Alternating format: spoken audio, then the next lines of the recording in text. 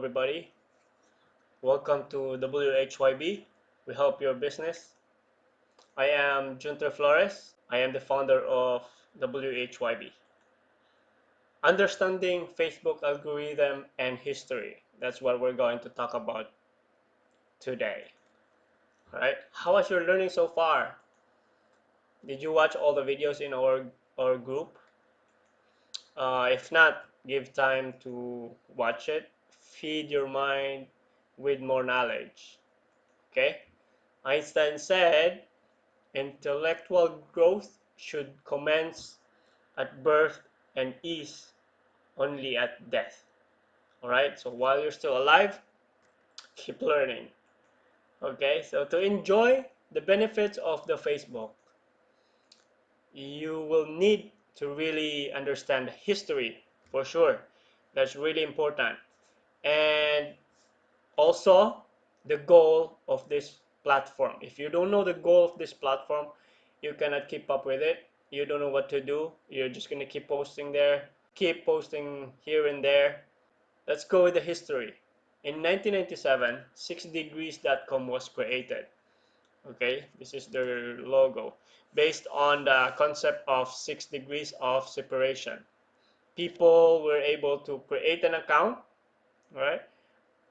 Sounds similar. Add their friends, yes, and message people within their first 3 degrees of separation, right? They could also see how anyone on the platform connected back to them. It was one of the first attempts at social media that looked similar to what we now have today. Yes, right? So next wave of tools that were created to connect us socially were online messengers. It started with ICQ in 1996, followed by AOL Messenger, Yahoo Messenger, MSN Messenger, I remember that, right? And finally Skype in 2003, all right?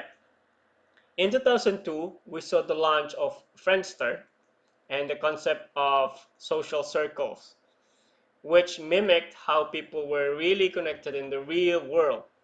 This algorithm eventually beat out 6degrees.com, which went out of business just 4 years after it started. 1 year later, other companies showed up based on the same social circles concept, such as Multiply, LinkedIn, High Five, and MySpace. Right?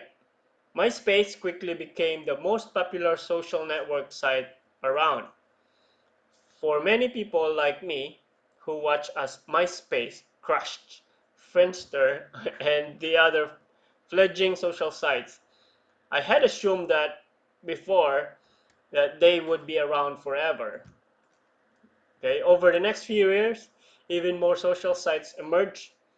Flickr became the first large photo sharing social site in the world, and later dethroned by Pinterest, right?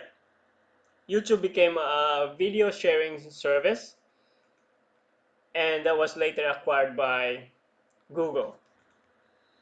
Twitter launched with the ability to share micro content, while Tumblr became a microblogging site.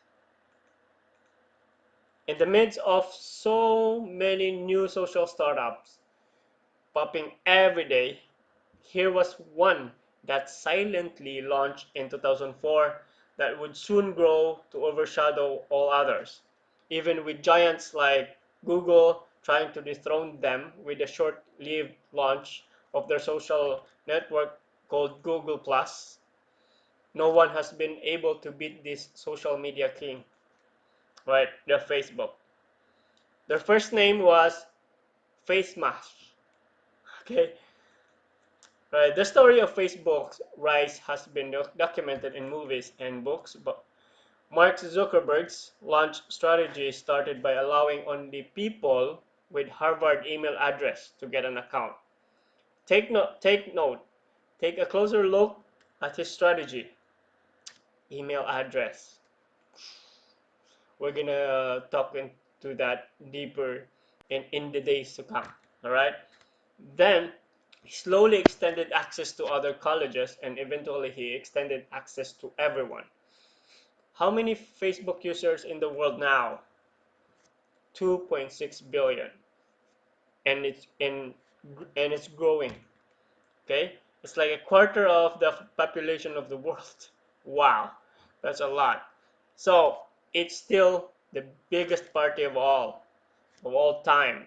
And unless some type of government regulation breaks up their monopoly, it will continue to grow.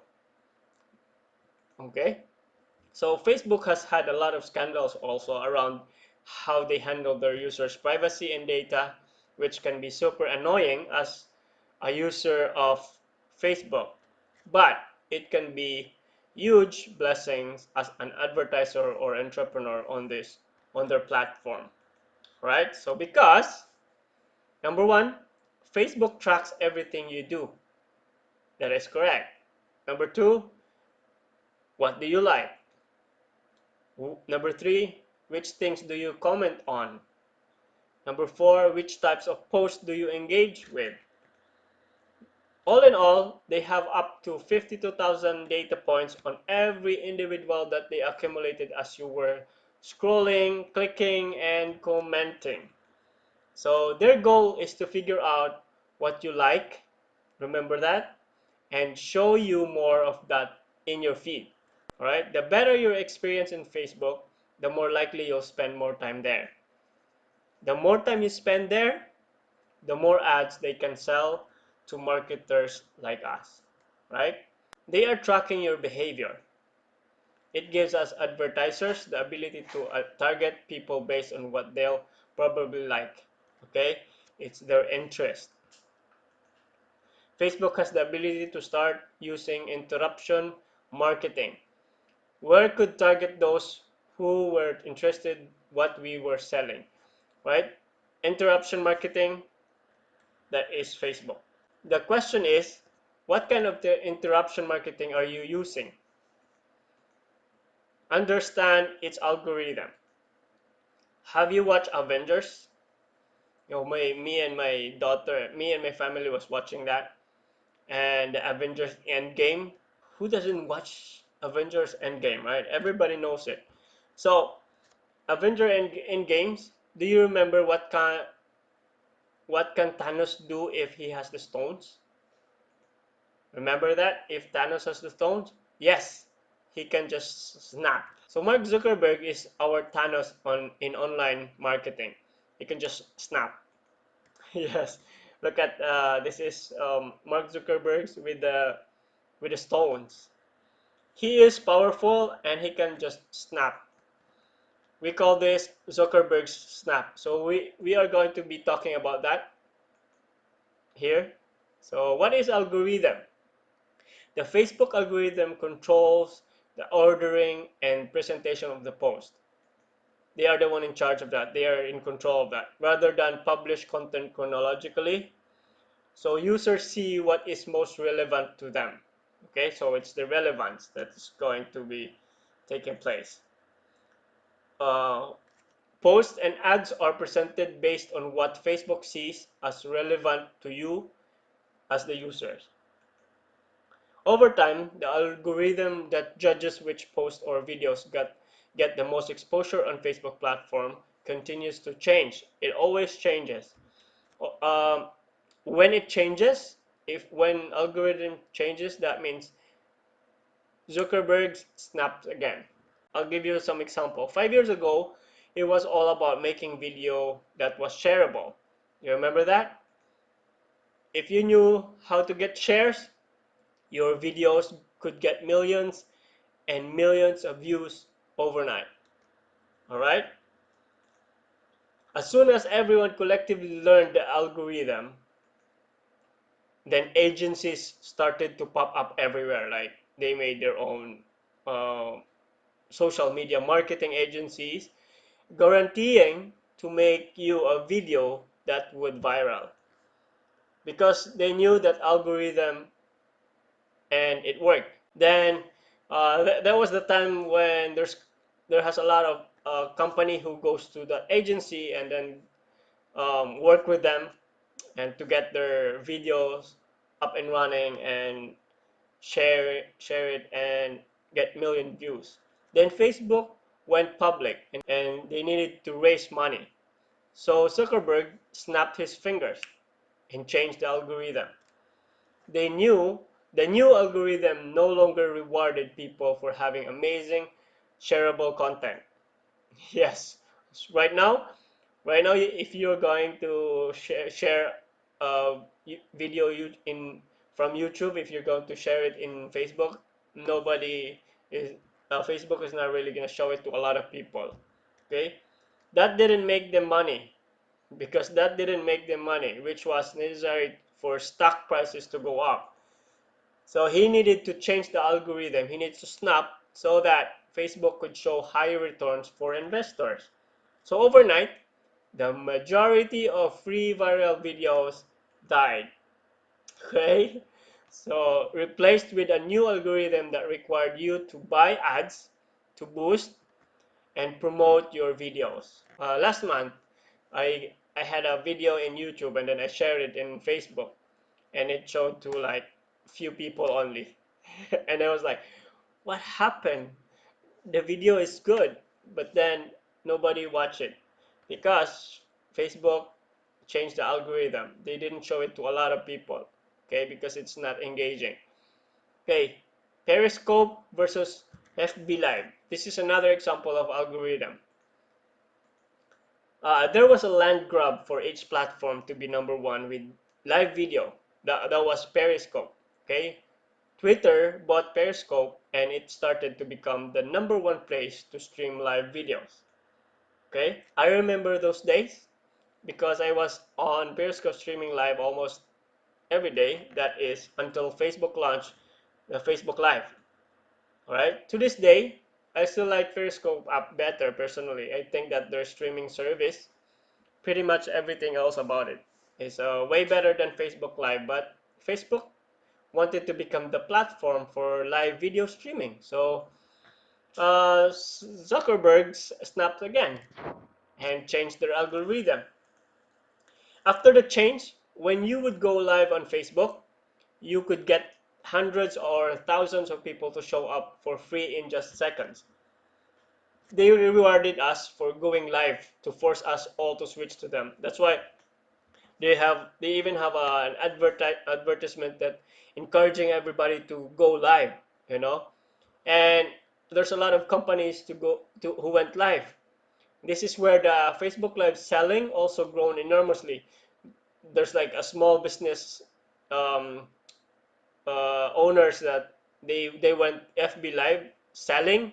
They keep selling online, and then they get hundreds or thousands of people watching them selling their products.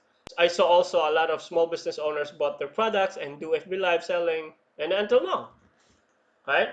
But then after they won and beat out all the competitors, they took away much of the organic reach and made us pay to get more viewers to our videos. So Zuckerberg snaps again, right? FB Live selling now has very low reach. So if I see in some other groups, I see a lot of business owners who do the FB Live selling, and then they only get like 5 or 10 viewers, three, so it's really low because they changed the algorithm already.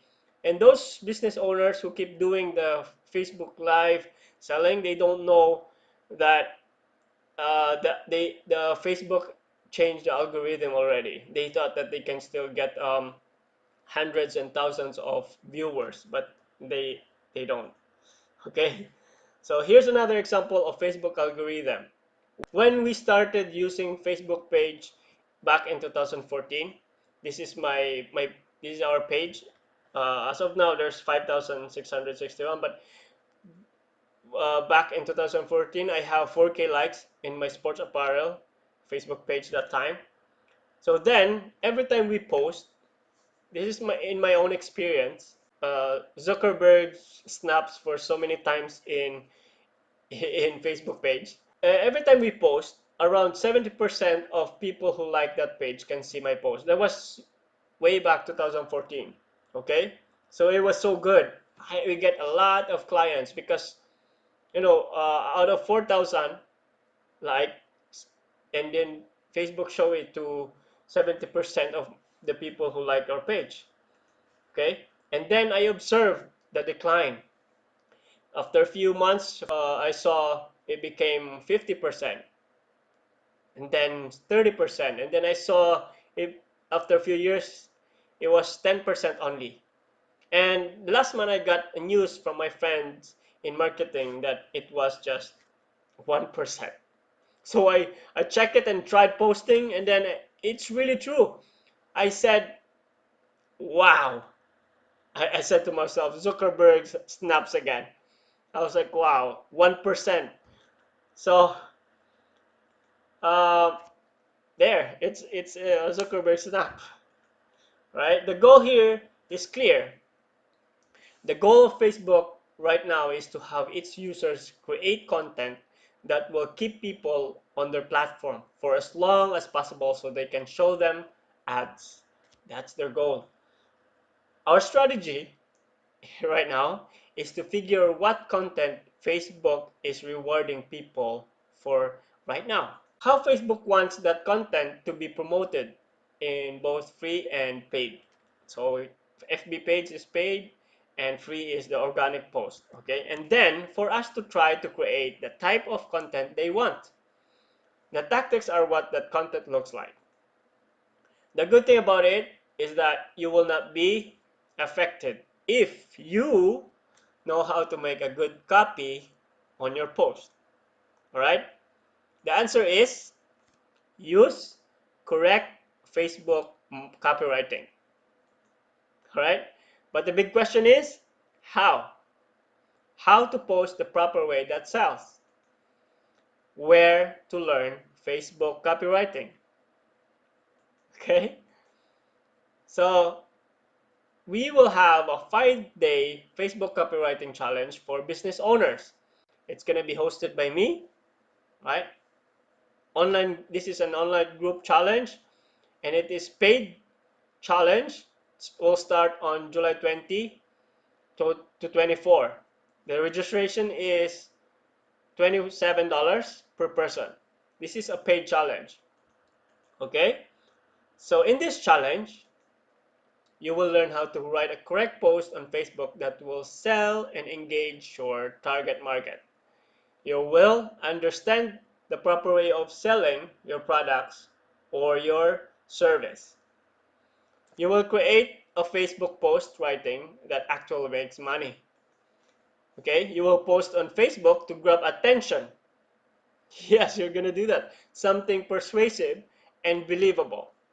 You will then attract new clients. You will have more engagement in your post. You will become more credible business in your clients' eyes. You will gain authority in your niche, and you will become more valuable to them. On that daily challenge, you will get a video lesson every day, maybe around 20 to 40 minutes video, and then you will do the activity for maybe 5 to 10 minutes or less. Okay, you're just gonna do the activity for a short period of time, and then wait for the result. And then at night time, we will have our FB Live Q&A portion where we can discuss what you did, what went wrong, what improvement needs to do. Okay, the idea is that you'll write one post per day for the 5-day duration of the challenge. During this challenge, which will actually help you attract leads and maybe even some paying clients too. This will be a fun-filled challenge. Okay, you are learning, and at the same time, you're gonna be having fun. Okay, so see you then, and bye bye.